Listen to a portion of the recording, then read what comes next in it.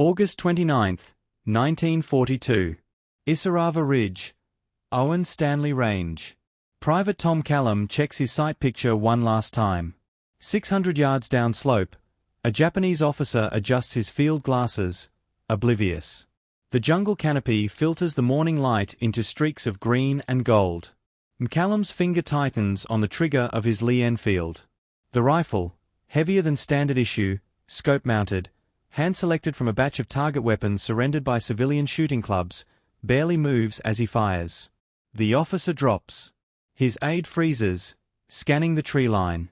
Sees nothing. McCallum has already shifted position, melting into the undergrowth like a ghost. He learned that tracking wallabies in the riverina. Before the war, he'd been a kangaroo shooter, one shot, one kill, or you don't eat. The Japanese would call soldiers like him yama no akuma, mountain devils. But to his mates in the 214th Battalion, he was just another digger with a 303. What they didn't know yet, what the Japanese were about to learn the hard way, was that Australia had turned a Great War rifle into something far more lethal. And the men behind those scopes? They'd been hunting in some of the harshest country on earth since they were boys. The weapon that killed that officer? It officially didn't exist yet. Lithgow Small Arms Factory wouldn't begin mass production for another 2 years. But in August 1942, a handful of handcrafted sniper rifles had made it to the Kokoda Track. And they were about to change the mathematics of jungle warfare. July 21, 1942. The Japanese South Seas Force landed at Gunner on Papua's northern coast with a single objective: capture Port Moresby. From there, they could bomb northern Australia into submission and cut off Allied supply lines to the Pacific. The only thing standing between them and the prize was 60 miles of the most brutal terrain on Earth, the Kokoda Track, and a few undermanned Australian battalions. The 39th Militia Battalion, boys in their teens and early 20s, fought a desperate delaying action through the Owen Stanleys. They bought time. By late August, veteran units of the 7th Division, blooded at Tobruk and El Alamein, began arriving from the Middle East. The 214th and 216th Battalions reached Isarava on August 26. They found a nightmare. The terrain favored no one. Ridges rose at 70-degree angles, covered in razor-sharp kunai grass and jungle so thick you couldn't see 15 yards. Rain fell in sheets. Temperatures swung from scorching heat to near freezing at altitude. Mud turned every footstep into an ordeal. And the Japanese were fantastically good at this. Jungle warfare veterans from Malaya and Singapore, trained in night infiltration and close-quarters combat. Australian casualties mounted. Between July and November 1942, over 600 diggers would die on the track. Another 1,000 were wounded. Disease, malaria, dysentery, scrub typhus, felled thousands more. The strategic calculus was brutally simple. If Port Moresby fell, Australia's northern approaches lay open. If the Japanese secured Papua, they'd have airfields within range of Brisbane and Sydney. The Allies had firepower advantages elsewhere, tanks in North Africa, naval dominance in the Solomons. But on the Kokoda Track? It came down to rifles, grenades, and the men who carried them. The jungle swallowed artillery. Mortars couldn't elevate through the canopy. Supply lines stretched to breaking. This was riflemen's country. And the Japanese were winning. The short magazine Lee-Enfield No. 1 Mk3, the standard British Empire rifle since 1907, was a masterpiece of rapid fire. 10 rounds in the magazine. Smooth bolt action. A trained rifleman could lay down 20 to 30 aim shots per minute, a rate of fire that massacred German attacks in 1914. But it had one critical weakness: consistency at range. The .303 British cartridge was lethal out to 600 yards in the right hands. Maximum range? Nearly 3,000 yards. But the SMLE's barrel, at 25.2 inches, was short by design, built for close-quarters trench fighting. Accuracy was serviceable, 3 to 4 minutes of angle, meaning a 3 to 4 inch group at 100 yards. At 600 yards, that spread to 18 to 24 inches. Good enough for volley fire. Not good enough for sniping. The rifle's wood furniture didn't help. Temperature and humidity caused the stock to swell and contract, shifting the barrel's point of impact. In the sodden jungles of Papua, where rifles stayed wet for weeks, Zeros wandered. A rifle sighted at dawn might shoot 6 inches low by noon. Soldiers reported constant re-zeroing, a luxury you didn't have when the Japanese were 50 yards away. Then there was the optics problem. Australia entered the war with fewer than 200 sniper rifles, ancient pattern 1914 Enfields fitted with equally ancient pattern 1918 scopes, leftovers from the Western Front. The P-14 was a fine rifle, but American-made and obsolete. When they broke, there were no spare parts. When the scopes failed, and they did, fogging in tropical humidity or cracking from rough handling, there were no replacements. By mid-1942, most were simply worn out. The Japanese, meanwhile, fielded excellent marksmen with Arisaka Type 38 and Type 99 rifles. Longer barrels, better long-range accuracy, and crucially, their snipers understood jungle fieldcraft, concealment, camouflage, patience. Australian and American units reported devastating sniper attacks. Officers dropped at 400 yards. Machine gunners picked off before they could set up. Soldiers learned to fear the single crack of an unseen rifle. British No. 4 Lee-Enfields arrived in limited numbers, improved sights, slightly better accuracy, but they were going to the European theatre. American M1 Garands? Semi-automatic firepower, but temperamental in mud and sand, and the .30-06 ammunition didn't interchange with British .303 stocks. The Owen submachine gun, Australia's indigenous marvel, was perfect for close-range jungle fighting, but useless beyond 50 yards.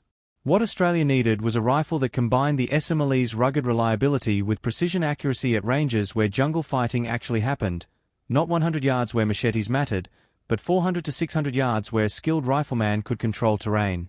They needed a weapon that wouldn't shift zero in the rain, that could be manufactured domestically, and that could be put in the hands of men who already knew how to shoot. The solution would come from an unlikely place, Australia's civilian target shooters.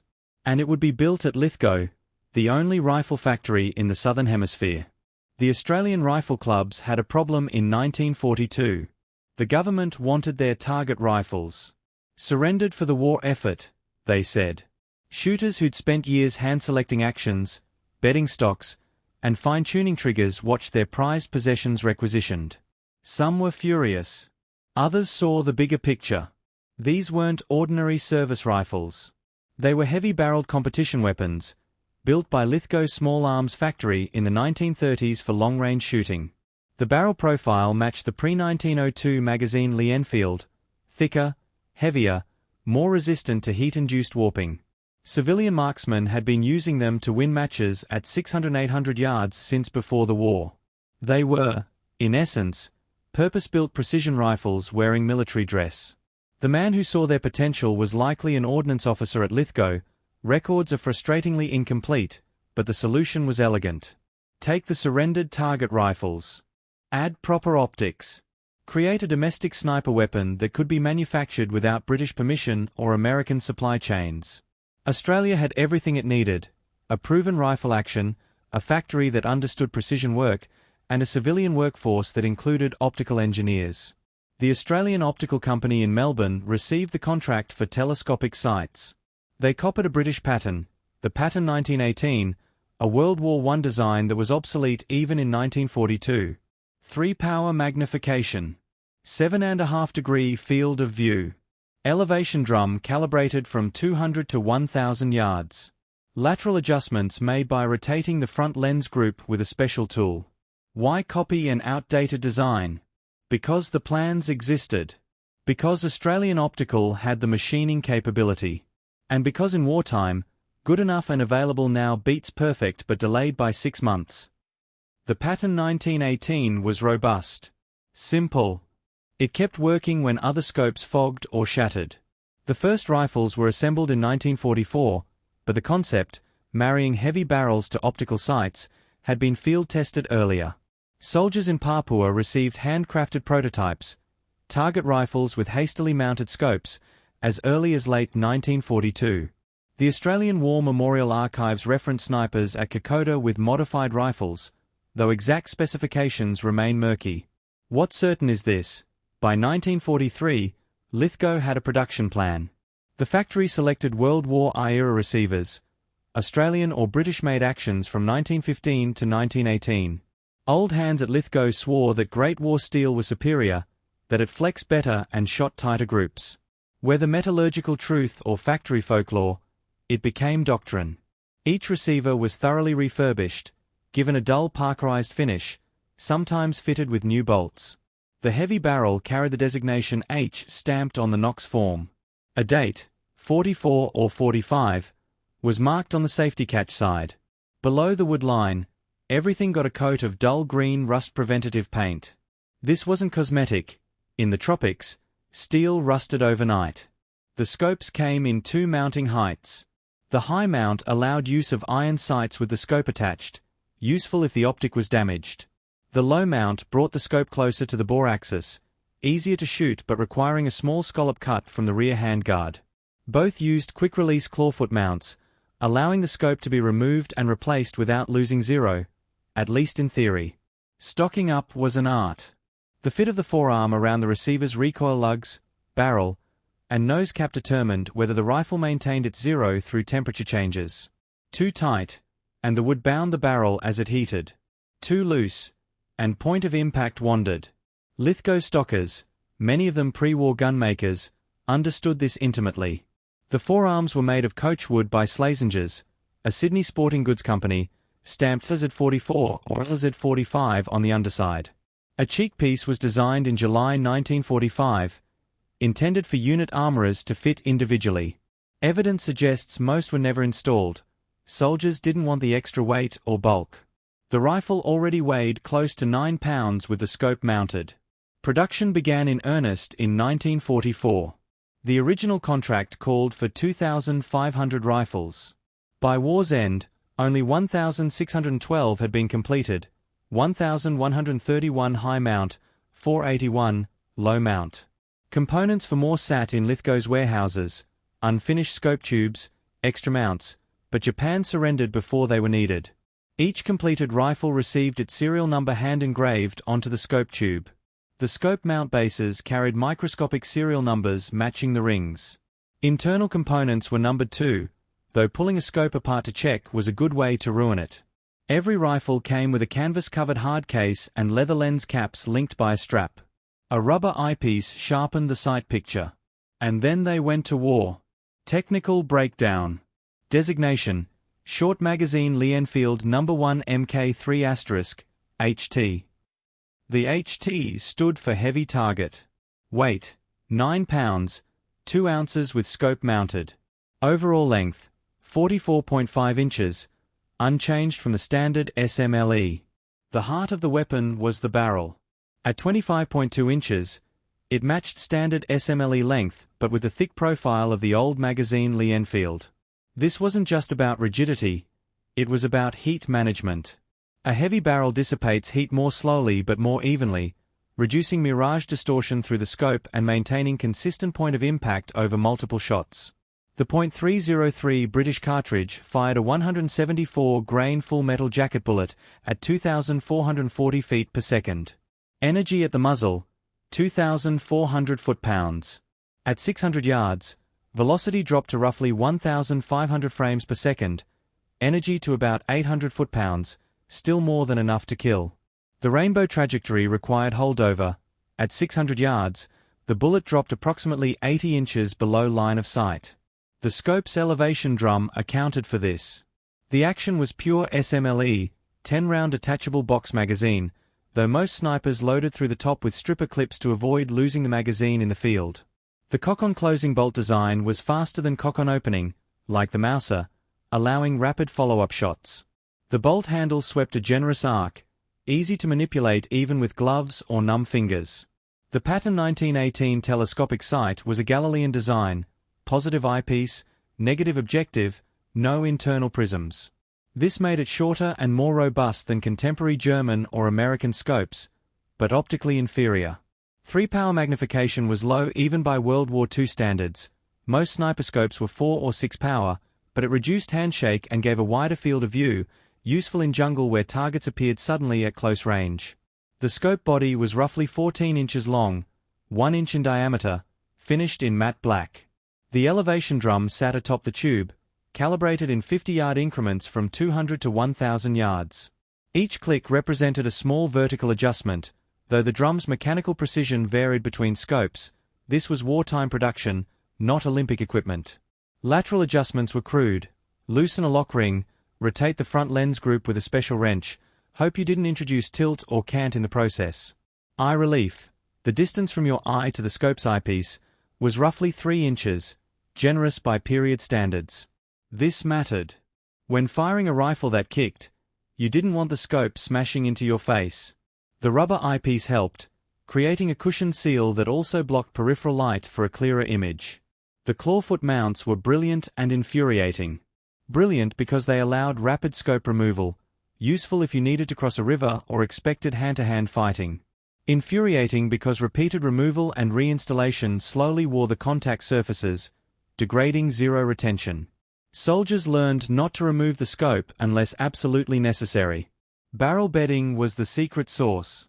The forearm's internal channels cradled the barrel with precisely calculated pressure points. Too much pressure and the barrel bent slightly under heat, shifting point of impact. Too little and the barrel vibrated inconsistently, opening groups.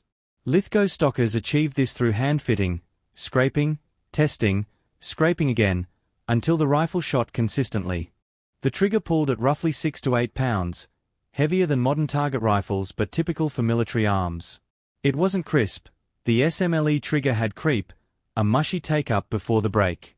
Snipers learned to stage the trigger, take up the slack, settle on target, press through the break. Not ideal, but workable. Maximum effective range with the scope was 800 yards in skilled hands, though most engagements happened at 400 to 600.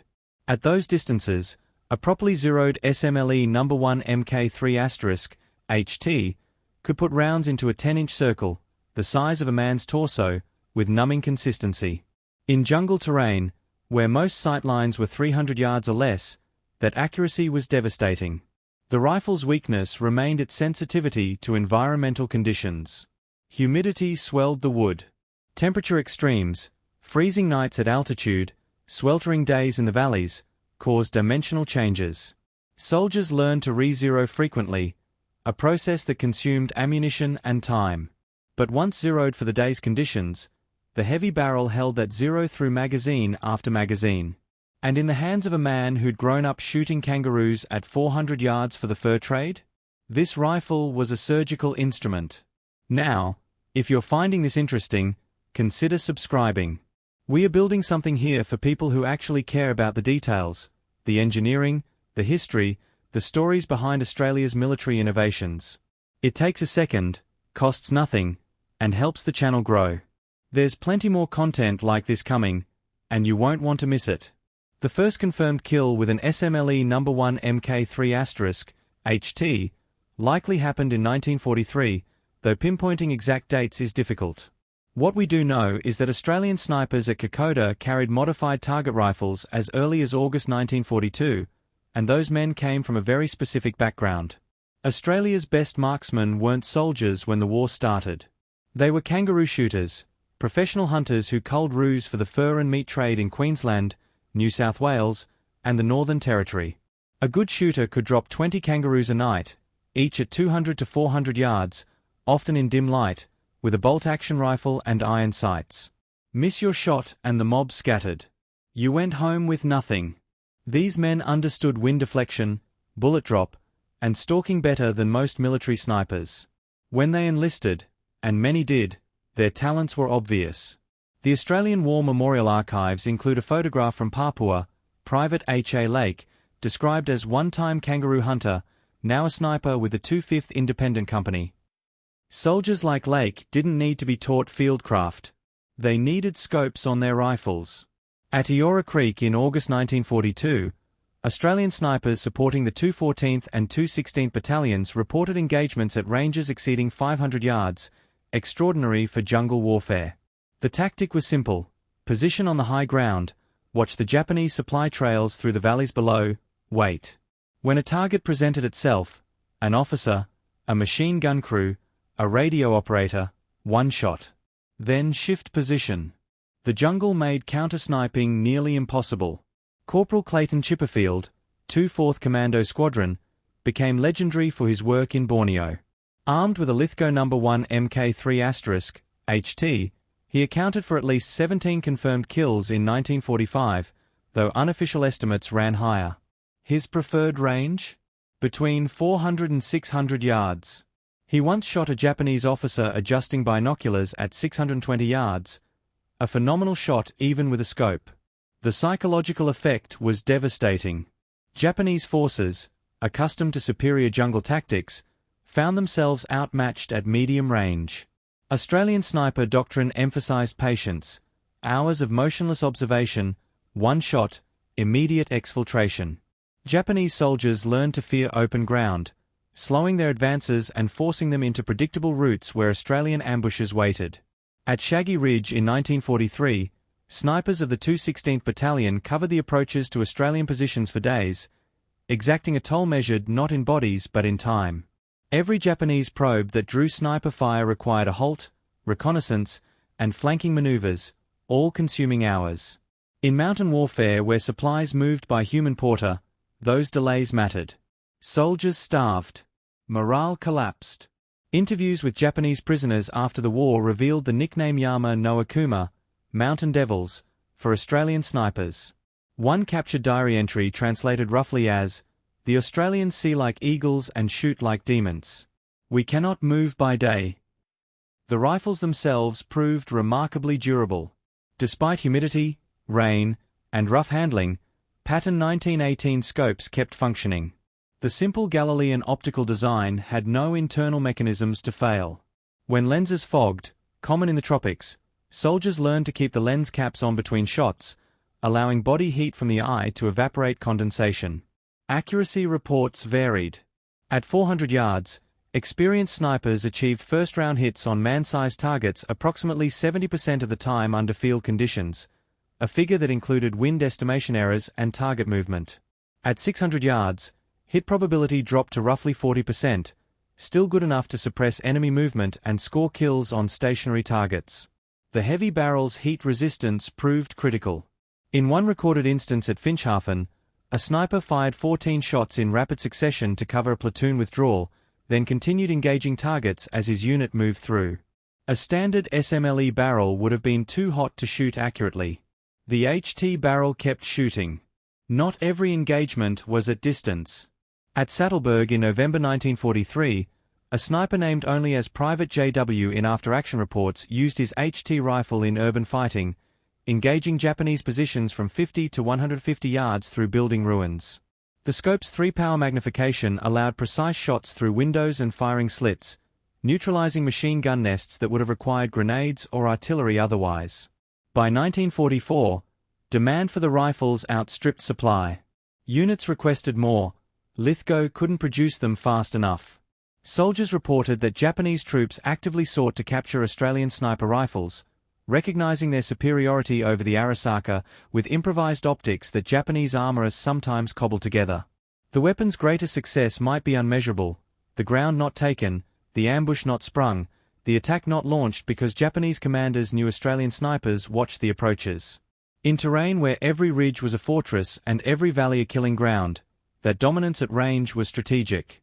The SMLE No. 1 Mk3*, HT, didn't win battles alone. No rifle does. But it changed how Australian units fought in Papua and beyond. Before Lithgow sniper rifles, Australian forces relied on volume of fire, Bren guns, Owen submachine guns, massed rifle volleys, to suppress Japanese attacks. It worked, but it consumed staggering amounts of ammunition. Supply lines in New Guinea were already stretched to breaking. Every round had to be carried on a man's back through jungle that could take 3 days to traverse 10 miles. A sniper with 20 rounds could achieve what a rifle section with 300 rounds might not: denial of key terrain. One man with a scoped rifle could cover a valley, a trail junction, a creek crossing. Japanese forces had to either bypass the position, adding days to their march, or dedicate substantial resources to finding and eliminating the sniper. Either way, the Australians gained time. The 216th Battalion's War Diary from October 1943 notes, Sniper section accounted for 7 confirmed enemy casualties, delayed enemy advance approximate 6 hours. 6 hours allowed Australian engineers to prepare demolitions, infantry to reposition, and artillery, when available, to register targets. In mountain warfare, tempo is everything. The side that controls the pace controls the outcome. Adoption spread rapidly. By 1944, every Australian infantry battalion in the Pacific had at least one sniper section, usually 4 to 6 men with HT rifles. They operated semi-independently, often attached to platoons for specific operations or tasked with long-range reconnaissance. Their primary role wasn't racking up kill counts, though they did, but intelligence gathering and area denial. The rifles also influenced doctrine. Australian training manuals from 1944 onward emphasized long-range marksmanship far more than British or American equivalents. Where American infantry trained for engagements inside 300 yards, Australian doctrine stressed competence out to 600 yards. The logic was simple. In jungle and mountain terrain, the side that could engage first at maximum effective range dictated the terms of combat. Enemy response was telling. Japanese forces began assigning their own snipers to counter-sniper roles, a resource drain that pulled skilled marksmen from offensive operations. They also adopted Australian tactics, camouflage, patience, single-shot discipline, essentially validating the effectiveness of the HT rifle and the men who carried it. The psychological impact extended beyond immediate combat. Australian soldiers reported increased confidence when operating in areas where friendly snipers were active. Knowing that someone with a scoped rifle was overwatched changed risk calculations. Patrols moved more boldly. Commanders accepted aggressive plans they might otherwise have rejected. Conversely, Japanese aggressiveness waned. Interrogation reports from prisoners captured in 1944 repeatedly mentioned fear of Australian snipers. One officer stated, "We could not advance by day. Every movement drew fire from the hills. Our casualties were not great in numbers, but constant, and no man wished to be the next." That statement, "no man wished to be the next," captures the strategic value of sniping. It's not body count. It's the hesitation before leaving cover, the second guess before making a decision, the cumulative degradation of morale and initiative. The rifles saw service beyond the Pacific. When Australian forces deployed to Korea in 1950, SMLE No. 1 Mk3** HT rifles went with them. In the mountainous terrain of Korea, they proved just as effective as in Papua. The 3rd Battalion, Royal Australian Regiment fielded a dedicated sniper section that accounted for numerous North Korean and Chinese casualties at ranges exceeding 700 yards, pushing the rifle beyond its intended performance envelope. The weapon's influence on post-war Australian doctrine is visible in the State Route 98, the modern Australian Army sniper rifle adopted in the 1990s. It retains the .308 7.62 mm cartridge, ballistically similar to .303 British, emphasizes rugged reliability over precision optics, and is issued to designated marksmen at the platoon level, not just specialized sniper units. That philosophy, every infantry unit needs organic long-range capability, stems directly from lessons learned on the Kokoda Track. Production and service life. Manufacturing was concentrated at Lithgow Small Arms Factory in New South Wales, roughly 90 miles west of Sydney. Established in 1912 to reduce reliance on British arms imports, Lithgow had been producing SMLE rifles since 1913. By World War II, it was the only rifle factory in the Southern Hemisphere, employing over 3,000 workers, many of them women, on a 24-hour production schedule. The HT rifle program began in 1943, with the first deliveries to units occurring in early 1944. Production was never rapid. The rifles required hand-fitting and individual testing that precluded assembly line speed. Each rifle was fired at Lithgow's test range to verify accuracy before acceptance. Those that didn't meet the standard, approximately 10%, were returned for rework or relegated to training use. The Australian Optical Company's Melbourne factory produced the Pattern 1918 scopes under contract. Optical glass was sourced domestically where possible, imported from the United States when not. Lens grinding and coating were done by hand, a slow process that limited scope production to roughly 30 units per week. This bottleneck restricted rifle production more than any other factor. Cost per rifle is difficult to establish. Wartime accounting blurred civilian and military expenses, but estimates suggest each complete HT rifle cost approximately £25 to £30, roughly 3 times the cost of a standard SMLE. The scope accounted for most of the premium. By comparison, a standard SMLE cost about £8, and an American M1 Garand cost roughly $85 US, about £21. Total production: 1,612 rifles comprising 1,131 high-mount and 481 low-mount variants. Original contracts called for 2,500, but VJ Day in August 1945 halted production with approximately 75% completed. Spare parts, extra scope tubes, mount bases, barrels, remained in storage at Lithgow. Some were sold as surplus in the 1950s and 1960s. Others were scrapped. Service life extended far beyond World War II. Australian forces carried HT rifles in Korea, 1950 to 1953, Malaya, 1950 to 1960, and even into the early years of Vietnam. A batch of 100 rifles returned to Lithgow in 1954 for factory thorough repair, FTR, during which many high-mount scopes were converted to low-mount due to parts availability. The rifles were finally retired from frontline service in the late 1960s, replaced by the L1A1 self-loading rifle, the British FN-FAL, as Australia transitioned to semi-automatic arms. Some HT rifles remained in reserve stocks and training depots until the 1980s, a service life exceeding 40 years, exceptional for any military weapon. Today, surviving examples are highly sought by collectors. Museums hold perhaps 150 rifles. Private collections account for several hundred more. Condition varies wildly. Battlefield rifles often show hard use, worn bluing, scratched stocks, scopes with hazy optics from tropical service. Unfired depot rifles in original cases command premium prices, sometimes exceeding $15,000 Australian dollars at auction. The Australian War Memorial in Canberra maintains several HT rifles in their collection, including serial number 11763, a high-mount variant carried by an unknown sniper of the 2nd Commando Squadron in Borneo. The rifle shows evidence of heavy use, the stock is scarred, the scope tube has been re-blued, and the barrel shows throat erosion from thousands of rounds. It still shoots, according to range tests conducted in 2003, testament to Lithgow's craftsmanship. Reproductions and recreations don't exist in meaningful numbers.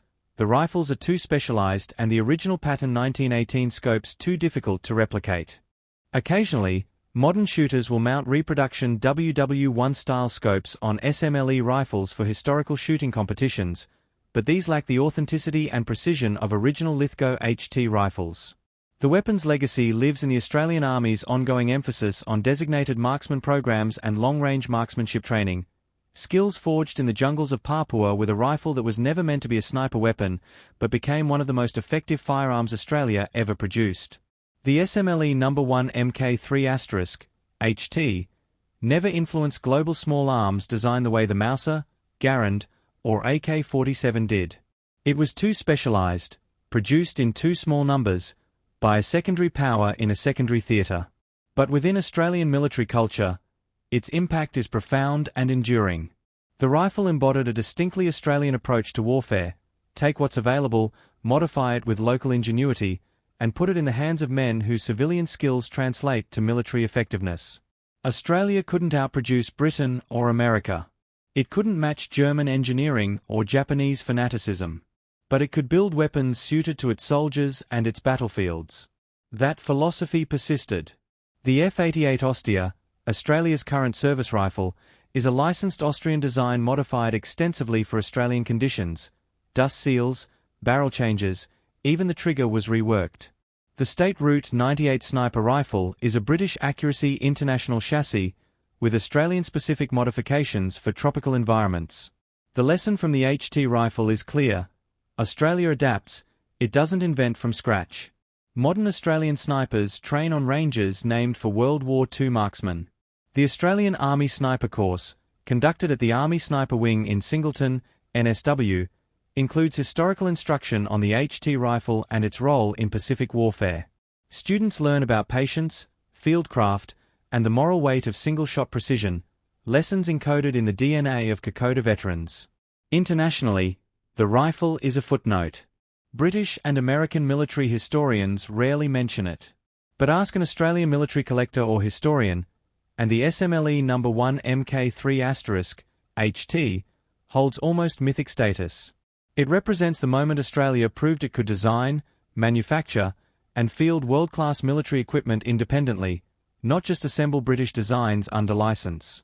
The rifles that survive are treated with reverence. When the Australian War Memorial displays an HT rifle, the placard doesn't just list specifications. It tells stories: the sniper who held Shaggy Ridge, the shot at Saddleberg, the quiet professionals who walked into the jungle with a scoped rifle and changed the course of battles they'd never be credited for winning. In 2020, military historians at the Australian Defence Force Academy completed a comprehensive study of Australian sniper effectiveness in World War II. Their conclusion: per capita, Australian snipers achieved kill-to-round ratios exceeding British and American equivalents by approximately 30% in Pacific combat. The rifle accounted for part of that: reliability, accuracy, ruggedness, but the greater factor was the men who carried it. Australia's hunting culture created a generation of soldiers for whom 600-yard shots weren't remarkable, they were Tuesday. 9 pounds of steel and wood. A 3-power scope with optics copied from a Great War design. A barrel profile borrowed from a rifle last issued in 1902. This was the weapon that held ridges when artillery couldn't reach. This was the weapon that killed officers at 600 yards in jungles, so thick you couldn't see 100 feet. This was the weapon that Australian diggers trusted more than anything Britain or America could send them.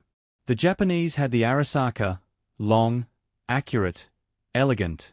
The Germans had the K98K, arguably the finest bolt-action rifle ever made. The British had the No. 4 Enfield, the SMLE's more refined brother. Australia had a target rifle with a scope bolted on, built by factory workers in a town west of Sydney most people had never heard of. And in the green hell of Papua, where empires bled and nations were decided, that cobbled-together sniper rifle became a legend. Not because it was perfect. Because when nothing else would do, it did. The bush sniper. 600 yards. One shot. That made all the difference.